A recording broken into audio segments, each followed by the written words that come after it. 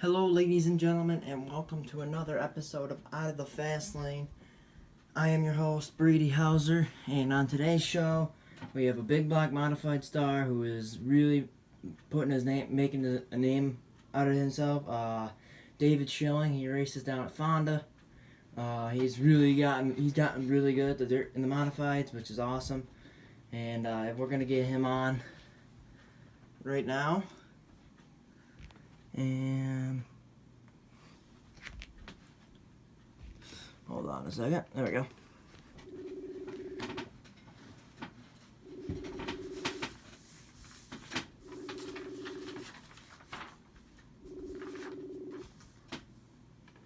Hello.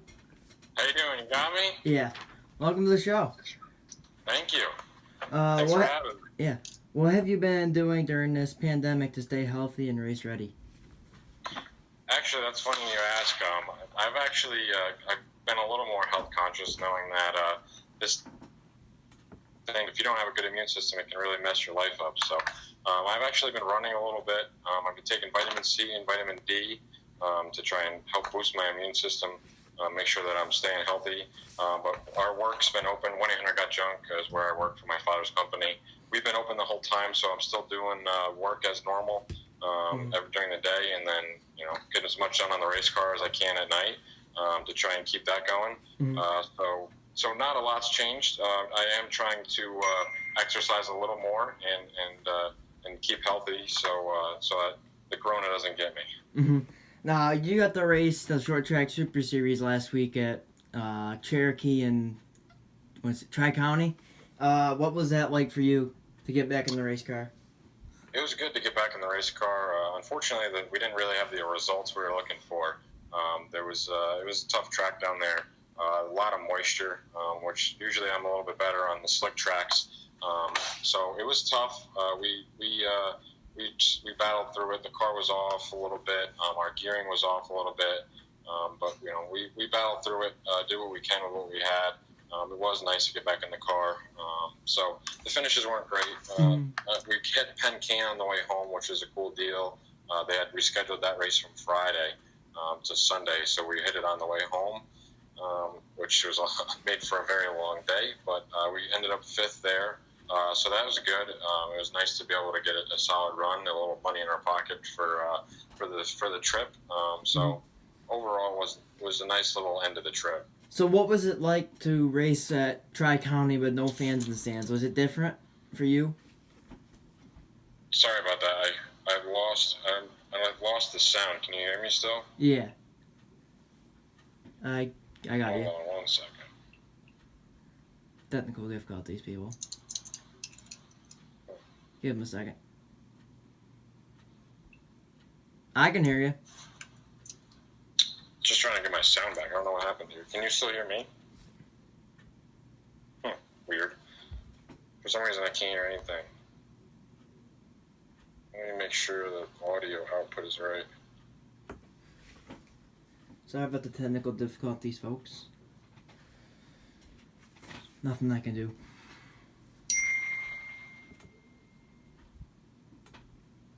Here, bud, why don't you try and just call me back in a second and see if we can reboot it? Yeah. Sorry about that. I apologize for the technical difficulties. We'll get him right back on.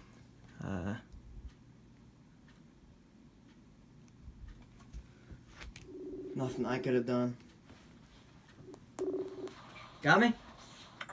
Yeah, I got you. All right. I switched over to my phone from my laptop. For some reason, my laptop, the sound just completely stopped on it. Mm-hmm. All right. So how did you feel about racing with no fans at Tri-County? Was it different for you?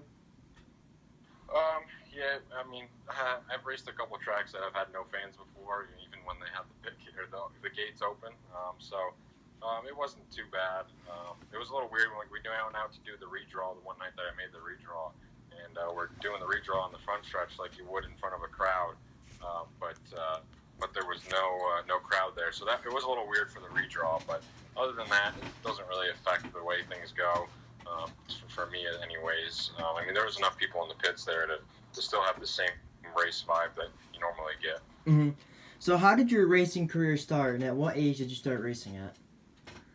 I started racing karts when I was 7. I raced go-karts from the time I was 7 till I think like 12 maybe, and then I raced legend cars a lot in North Carolina, some in New York at the Bethel Motor Speedway, and then back then, 2011-ish, I think Malta was still pavement, so we ran Malta a couple times with the legend car until about, I want to say when I was about 16 or 17, we got our first modified car, ran Lebanon Valley first, and then we been traveling all over running sportsman for a while, and then last year moved back up to modified. So go-karts and then legend cars, and then sportsman and modified is how we got to where we're at. Mm-hmm. So, what is your favorite track and why? I would definitely say Fonda. That's where we ran weekly last year. Had some success there. Mm-hmm. It's just it fits my style. It's it's slick. It can be a little treacherous. It's close to home. That's always nice. I like Fonda a lot. There's some other tracks that are really cool. I did like Tri-County and Cherokee. Both those tracks were really nice. I just didn't have the car the way I needed, and not really my style. But I've always liked the little maybe slightly run down places down in the southern tier of New York, like your like Pencan or your 5 Mile Points or your Thunder Mountains, kind of more secluded places that aren't super big fancy speedways. Those places have always treated me well, so I like the tracks like that as well. Mm-hmm. So last year you raced at Fonda and you took a very bad flip there. What was going through your mind when that happened for you? I need to get out of this race car. The worst part was just when I was flipped over there, laying upside down in the race car on the roof, and I'm just watching fuel pour out of the carburetor. So that was the worst part, because I knew if anything went wrong, that was going to light up. And when they flipped the car back over, it did light up, and we caught on fire there for probably 5-10 seconds. So that was, I was just thinking about that once I saw it. I knew I was okay. I knew I was a little shaken up, but as soon as I landed, I could tell my body was okay. So I just wanted to get out of there. And it was tough financially, tough on equipment, obviously. But we bounced back. So unfortunately, we flipped again down in Florida. That car was in a little better shape in February when we flipped. So I guess it's part of racing. Mm-hmm. So how do you feel about all the iRacing that's been going on? And, have you gotten to try it at all? Yeah. My buddy, Brendan and Brian, they live right by me. They have it, they actually have the car that I flipped, car I wrecked in Glen Ridge a couple years ago. They made into an iRacing simulator in their house. So it looks just like this one. It's got the blue frame and everything. So I tried it out, ran a couple races, and I am absolutely terrible. So I decided that my time would be better spent actually working on my race cars rather than practicing iRacing, because I'm so bad it's not even funny. So tell me the origin of your number. Why did you choose the number 20 to race as? It's a good question. So when I was growing up, my dad was high school friends with, I don't know if you've ever heard of them, but Matt and Mark Quinn. They used to run Lebanon Valley. My dad was family friends. He's been friends with them forever. So all through high school, he'd help them at the racetrack. And when I was growing up, when my dad used to bring me to Lebanon Valley every week because he was the flagger. So that was his good buddy. So I just took a liking to Matt Quinn and number 20. So I chose number 20 when I got my first go-kart, and the body of my first go-kart looked exactly like Matt Quinn's car, and we made it number 20, and it's just stuck ever since. Yeah. What is your favorite racing memory for you? Favorite racing memory? I don't know. There's been a lot of good ones. Going out to Tulsa the first time we went with Maresca and Eric Roscoe. That was the time. Won the King of Dirt Sportsman race at Bear Ridge And I almost won the championship in the process. Unfortunately, I didn't, but winning a big race like that paid really well, that was a cool deal. That was one of the better nights of racing. There's a ton of times in general. Just the people you meet along the way. Some of the people you meet are not so great. Some of them are awesome. So just the whole experience is really cool. I guess I don't really have one solid answer to that question. Yeah. So how did you get your nickname Thrilling David Schilling?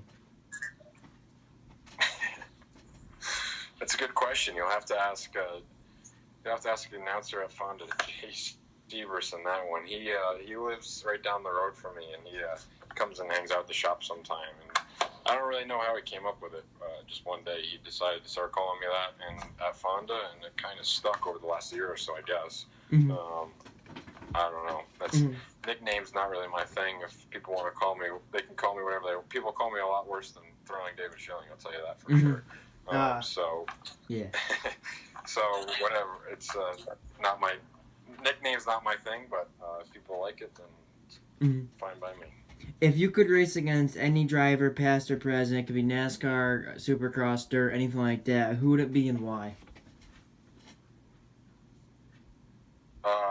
I would say Ayrton Senna. He's always been a hero of mine ever since I watched that movie years ago. I don't know if you've ever seen the documentary on Ayrton Senna, but the guy was awesome.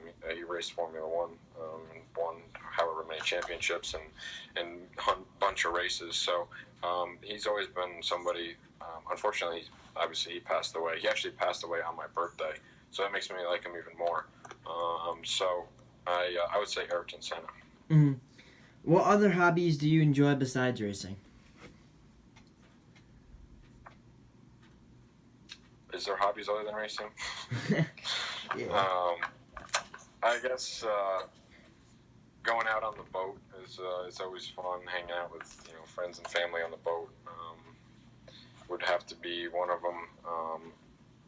Honestly, I really don't do much other than race and work. So yeah, I like going out on the boat, hanging out on the water. It's always nice, but other than that, I don't do a whole lot. Yeah. What is it like to race like Eldora, Volusia, and Charlotte, the big nationals, on a week? What's that moment like for you as a driver to get to race an entire week with all the fans and people around? Yeah, unfortunately, I've never ran the big block stuff at Eldora or Volusia, but I've been down to the Florida races a bunch of times. I did run Charlotte a few times with the Sportsman. It's cool to race on tracks like that all the best drivers ever in dirt racing have raced on. It's cool. I've actually never even been to Eldora, unfortunately. So that's on my bucket list of things I need to do. So one of these years, hopefully maybe even this summer, maybe get out to Eldora. That would be awesome. But I still have to experience that to let you know on that one. So tell me, take me back to your first time going at Fonda, coming off of 4, going to the green flag. What was going through your mind at that moment? Usually, when it's your first time out at Fonda, you're in the back, and it's pretty dusty, so you can't see anything. So you're just trying to figure out where the racetrack is and where the race cars are and where they're not. It's usually survival your first few times around that place because usually you're in the back. That place is really tough. It's tough to start out at for sure. It's an extremely challenging track. So it's I don't really remember the first thing what I was thinking the first time, but I would say I was probably just trying to figure out how to get around the racetrack without destroying my car. What would you be doing if you were not racing? I have no idea. I probably have some friends. I'm just kidding. I don't know. Who knows? Probably fishing or something. Fishing. I used to do a lot of like snowboarding and stuff like that. So maybe stuff like that. My friends are all getting into mountain biking. So maybe I would spend some time doing some outdoor stuff like mountain biking and snowboarding and stuff like that. I guess would be my next, because that gotta have some sort of speed element. So that would be my next option. Yeah. So who do you go to see for like advice as a driver? Like, who do you go to talk to when you're racing for help? Usually, I guess Mike Maresca. He always shoots it to me straight. There's no BSing from Mike. So Mike, as far as driving, Mike's always going to tell me what I'm doing wrong, how I'm doing it, and how to fix it. As far as the car setup wise go, I have a lot of people I rely on. Joe Matthews has always been a huge help to me. He's a shop guy. He does a lot of work for like Tremont. And then Pete Chuck, the PMC, has always been super helpful to me. Russ King. Uh-oh. You froze. He's always been super helpful. So I got a lot of guys to rely on as far as the car goes. But as far as driving goes, Mike Maresca's he always tells me exactly what I'm doing wrong and make sure to make fun of me in the process. Mm-hmm. So you get to race with Stuart Friesen quite a bit. What's that like? Knowing that he's a NASCAR driver at a professional level, and then he's coming to Fonda weekly getting to race you guys. What's it like to get to race against him? Well, we all put our fire suits on the same. They're all just race car drivers at the end of the day. Whether it's Stuart Friesen, Brett Hearn, or some nobody. They're all the same to me. I mean, they're just another car we're out there racing against. I guess it is cool. Someday I'll be able to tell my great grandkids or whatever. But to me, they're just race car drivers, and we gotta beat them one way or another. And so just out there to race hard, no matter who's in front of me or behind me or on the racetrack at all. Mm-hmm. So what are some dream tracks for you to race at as a driver? Well, like I said, I'd love to get out to Eldora. Never been there, so not even to watch a race. So Eldora would be awesome. I'd love to get there. There's a lot of tracks I'd like to get to. I'm actually thinking about going to Can-Am here in the next few weeks, possibly. So I'd like to try that track out. There's a bunch, man. I don't even know where to start. There's a ton of cool racetracks around this country, and I'd like to hit a lot of different ones. And thankfully, I got to cross 4 more tracks off the list this year, with starting in Florida at All-Tech, and then Tri-County, Cherokee, and then Penn Can. So we've already gone to 4 new tracks this year, so hopefully we can keep that up and hit a few more tracks. Yep. Well, that's all I have for you. Any questions for me? How's your show going? You liking it so far? Yeah, it's going good. Yeah, we're up to 70 subscribers. My goal is to try to get to 100 for start, and then yesterday I had a couple big names on, not saying including yourself now, so I'm getting followers as it goes, so it's a lot of fun, and I do appreciate it. It's cool to do something for the fans that are at home bored right now during this pandemic, to let them watch something with their favorite race car drivers. So absolutely. Yeah. Absolutely. Yeah, I'll give it a share, and I'll tell all my friends and family to like it, and I wish you the best, man. Any shout outs or sponsorships or anything like that you want to shout out to? Yeah, absolutely. Obviously, my dad's company, 1-800 Got Junk, foots the bill for a lot of this operation, so we couldn't do it without him.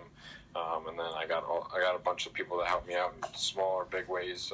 First of all, St. Lawrence Radiology and the Maresca family has done a ton for me. Like I said, Joe Matthews has done a ton for me. My family friends at Kinzelman's at Capital Plumbing have done a lot. Dawn's Victory Cafe, Tri-City Pools. Let's see who else. Ed Tobio Contracting. Erica Roscoe Racing. A lot of these people, I can't even think of them all right now. A lot of people have helped me out along the way, and I appreciate them all. And got to give those guys a shout out. Well, thanks for being on the show today. I appreciate it, and hopefully we get to see you racing very soon up in this area of the woods. Yes, thank you. Awesome. Yeah. Thanks for having me on, man. Yeah. Have a good day. Thank you. You too. Yep, bye. And that's Big Block Modified driver David Schilling. He races at Fonda, and like he said, he runs the Short Track Super Series. He'll be racing all around. And yeah, it's cool to have drivers on.